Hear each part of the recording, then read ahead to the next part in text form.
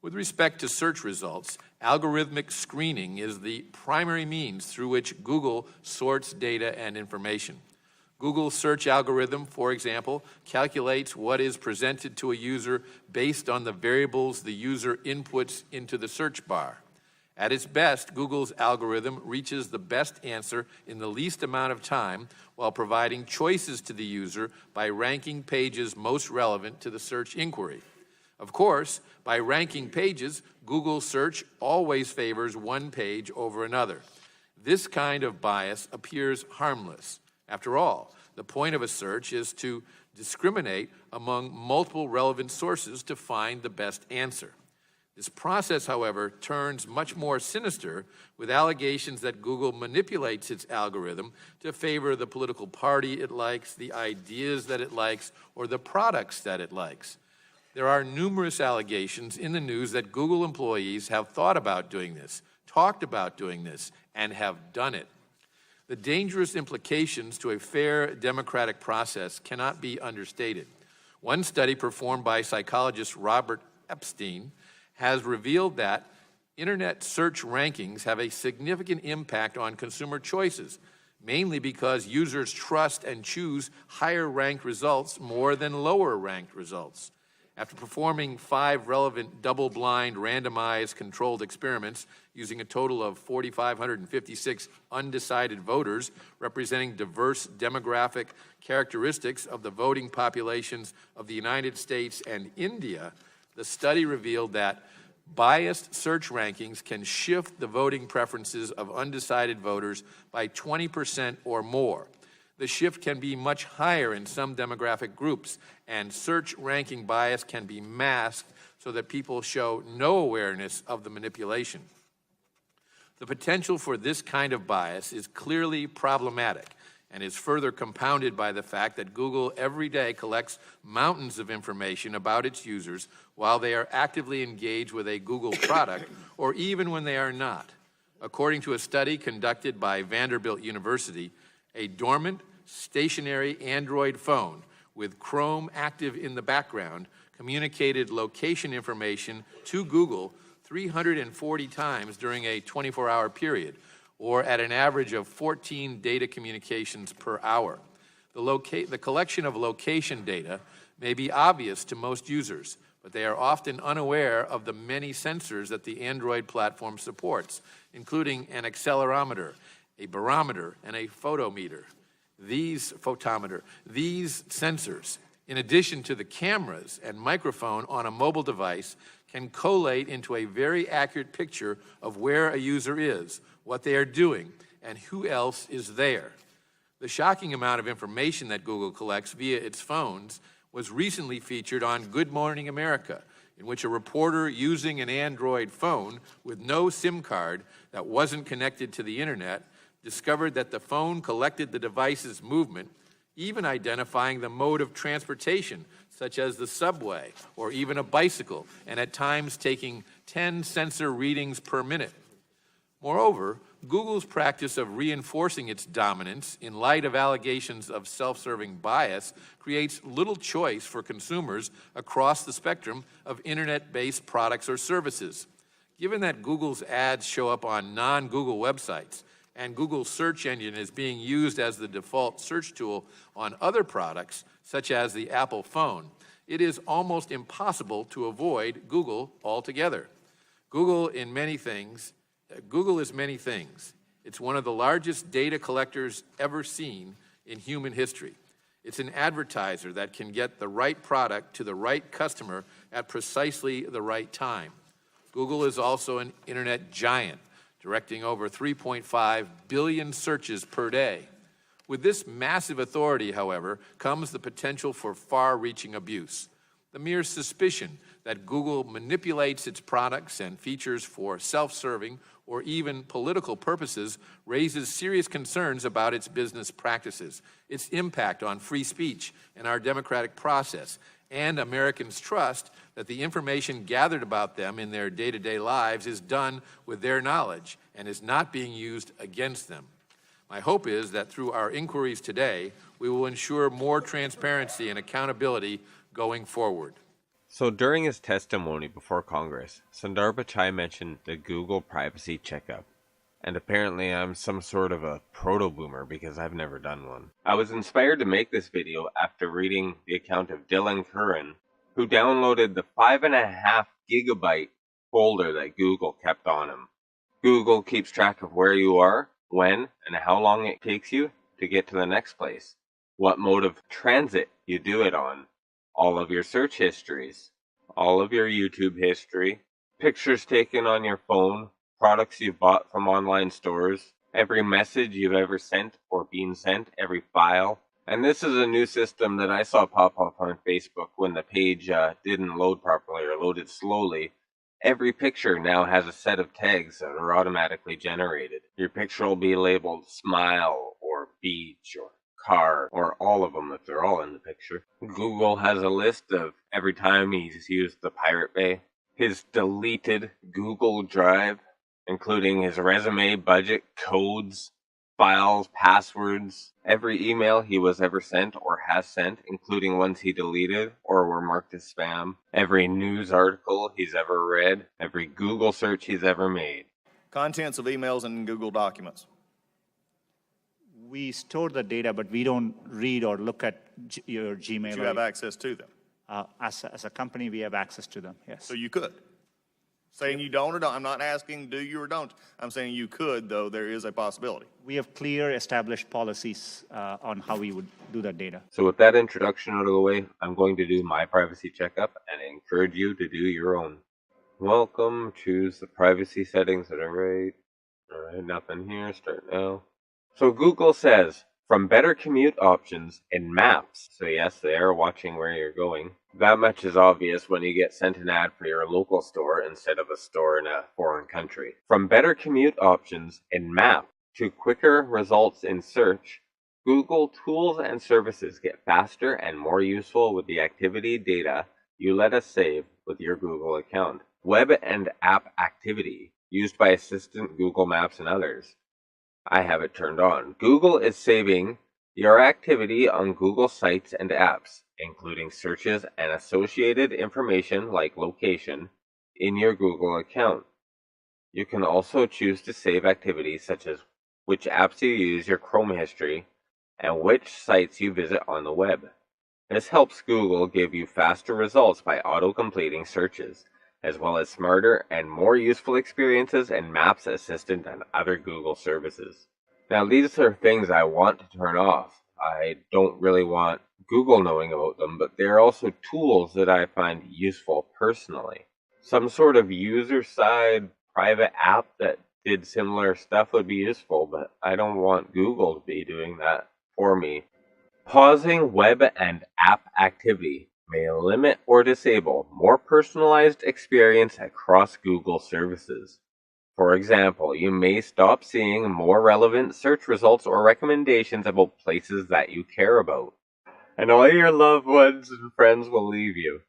Tragic. This setting will be paused on all sites and apps and devices assigned to this account. Even when this setting is paused, Google may temporarily use information from recent searches in order to improve the quality of the active search session. So unless you close down the program, they're still tracking all your behavior. And this is interesting because one method of tracking is simply correlation. If somebody has similar behavior at similar times across a set of devices, it doesn't really matter if they're cloaking their identification in other ways. You can identify them by that set of behavior. So for example, if you have a VPN and maybe your IP is bouncing all over around the world, that might not matter after 5 years of collecting your information. They know your routine no matter what country your IP is broadcasting from. Pausing this setting doesn't delete any of your past data. You can see or delete your data at myactivity.google.com, and you should probably do that as well. And yeah, it's useful for me to have videos available that I saw years ago that I want to reference, and I can find them and drag them up again easier because of the system. But I've also been getting bogged down in repetitive stuff I don't want to see, stuff I clicked on once or twice, and now Google thinks I love it forever. And then there is a third page you can go to, accounts.google.com, to change that and any other Google settings. So you have a lot of very ominous options. My location history, I already had paused. Saves where you go with your devices, even when you aren't using a specific Google advice. But I've also never had an Android. Device information, also paused. And that's also likely because I've never had an Android. Stores information about your contacts, calendars, apps, and other device data. Very, very descriptive. Other device data. Voice and audio activity. Records your voice and audio on Google services to improve speech recognition. Like when you say, "Okay, Google," to speak to your assistant. Thankfully, I also have my voice and audio activity off. Paused. YouTube search history. Saves your YouTube searches. I'm going to get rid of that and see what happens. My YouTube watch history. This was also another thing that I didn't want to delete at first, but thinking on it, it'd be nice to get a fresh start, although I'll probably just be on the normie trending page, won't I? Pausing YouTube watch history may limit or disable more personalized experiences across Google services. For example, you may not be able to quickly find videos again, or see recommendations for content that you'll like, because YouTube doesn't care what you're subscribed to. Oh well, fuck them. They ain't getting none of it.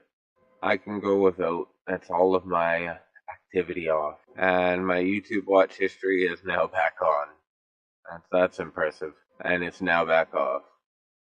That's extra impressive. We're getting tricky here. I don't even know what a DAOs is. Well, now I've got a whole new set of options. Show your Google Plus community posts on your profile. I guess I want to do that. Why else would I post them? Shared endorsements. I don't have any of those. Oh, I have to opt in. Well, that's nice at least. Or maybe I should opt in just for the laughs. Alright, there's a third option. I don't even really know how I got here other than looking to fix my my YouTube history options. Ad personalization is on. That's something I also probably want off, but I'll probably end up with ads for tampons. So I've always found it amazing how much money they spend on tampon ads. Tampon ads and cars. Two biggest markets for commercials. How many years will it be till the back of every newspaper is just pages and pages of tampon ads? But I want to go through several questions because it's been discussed a lot about what you collect and what you don't collect. So the next few questions will be yes/no questions. I'm not trying to trick you here. It's simply what do you collect and how do you collect it, okay? In dealing with Google, do you or do you not collect identifiers like name, age, and address? Yes or no? If you're creating an account, yes, and using an account, yes. Yes. Specific search histories when a person types something into a search bar. If you have search history turned on, yes. Device identifiers like IP address or IMEI. Depending on the situation, we could be collecting it, yes. GPS signals, Wi-Fi signals, Bluetooth beacons. Would depend on the specifics, but there may be situations, yes. GPS, yes. Yes, if you have And location. voice and conversations when using Google Voice products. We give an option to turn on or off, and But if a person didn't know it, voice and conversations when using Google Voice products. Yes. we only record when they initiated with OK Google and then say the terms after. Contents of emails and Google documents. We store the data, but we don't read or look at your Gmail. But you have access to them. As a company, we have access to them, yes. So you could. Saying you don't or don't. I'm not asking do you or don't. I'm saying you could, though there is a possibility. We have clear established policies on how we would do that data. And their privacy policies, speaking of that, has changed 28 times, including 8 times since January 2016. So I think the policies, and this is why I'm asking these questions. How long do you keep the data that you have captured? Today, we give you the choice of whether you want to store the data or not, but if you store the data, from the time you turn it on, we store it for you. Okay, well, let me ask a question here. For all this has been discussed, age identifiers, search histories, all these things, and how many would you say, let me just say, you've made an interesting question. How many people actually understand that they can actually cut this off? We remind people, and every day 20 million people come and make changes in these settings. And every day 20 million people. So we see robust When you activity. control 95% of searches, you control this in a very large way. I would say the vast majority, not the most sophisticated, not the ones in a certain age demographic, are not as familiar with this as, say, some who work in the industry or at least around the industry. Would that not be a fair statement? If you could repeat that, Congressman, sorry. I'll get back to it. I'm going to go back to where I started. Perception is reality. The amount of data being collected here, how it is being used, how you monetize, the one ad, basically the flow of information that you have, and the monetization of that is a concern. I think the perception of how it is used and from what side of the aisle is something that this committee, I think, will take up and continue to process. But I think when most people deal with this, what I said earlier, I'm not sure that in the broad scope of things, simply clicking yes, especially in a society today in which some of these things, and especially that was talked about mobile, which we've not delved into even further, is going to open up a much larger situation in which is not just simply monetizing data, it's actually using information that can be then used by either law enforcement or others in legal proceedings that can then be used against them, that they're not going to understand exactly what is going on. So anticipating what took place in 2016 happening again, and this is specifically regarding what Russia did to foment racial tensions in the United States, and wanting to know how you are responding to that, where they called for, fake protest, either to get African Americans to turn out to protest something that was fake, or to have white supremacists be ginned up to attack communities of color. So specifically, what is Google doing to respond to that? So after all that, you're still not done. Google still has that fuckload of data on you. You want to go to your Google My Activity account. The easiest way to do that is to type Google History and My Activity account. And you have to delete your activity by today or all time. Goodbye, Google. And since then, I've been using Google with all of my history deleted. It actually hasn't been very different at all. I'm seeing all the exact same stuff in the exact same way, more or less. Most of the recommendations are just the most recent things I clicked on. The only problem I have with it is that while you can see it keeps track of how much of each video I've watched, it keeps giving me the same videos that I've just finished watching. So when I click on a video or a new channel, or a new genre, it'll keep giving me that, it realizes my history, but it pretends that it doesn't know that I watched that video that it's recommending me, every time at the top of the list, when I just watched it 5 minutes ago, when I just clicked off of it. But all in all, it's a small price to pay for a bit of privacy. In 2006, internet pioneer Vint Cerf testified on behalf of Google that the open internet was designed so that no central gatekeeper could exert its control to discriminate against rivals, consumers, or other businesses. Since then, it's become increasingly clear that this virtuous cycle of innovation is fundamentally threatened by the dominance of a few powerful companies. Tim Berners-Lee, the inventor of the World Wide Web, made this point clear in an open letter earlier this year where he warned that the open internet has been compressed under the weight of a few dominant platforms that have the ability to harm competition and control which ideas and opinions are seen and shared online. Along with 83% of Americans, I strongly support an open, decentralized internet that is free of powerful gatekeepers with the ability to discriminate against rivals, threaten innovation, or harm consumers. With that in mind, I'm deeply concerned by reports of Google's discriminatory conduct in the market for internet search. According to findings by the European Commission, Google has harmed the competitive process by favoring its own products and services over rivals, or by deprioritizing or delisting competitors' content. It would be great if there were a party which supported free speech and the open exchange of ideas, but there is no party which supports that position. Just because they're grilling Google on their bias and censorship practices doesn't mean that they don't have their own agendas. In this very hearing regarding Google's corporate censorship, a Republican congressman who I used for several clips in which he attacked Google's policies entered the following ominous interjection during his questioning. Once they're done with investigating Google's political biases, they're coming for us here on YouTube. Now, one of the other issues, not just Google itself, but also YouTube, there's another issue that I will not touch today, but probably will do some questions on, is the issue of content and the issue of how that is stolen in many cases and how that could be worked on. Those are issues we'll deal with in another setting. We've talked about this. Corporations like Google and the government both want to censor what you see and hear from others and what others see and hear from you. The least you can do is likewise control what they see and hear from you. Like I always said, every man his own censor. Looks very good. On the whole,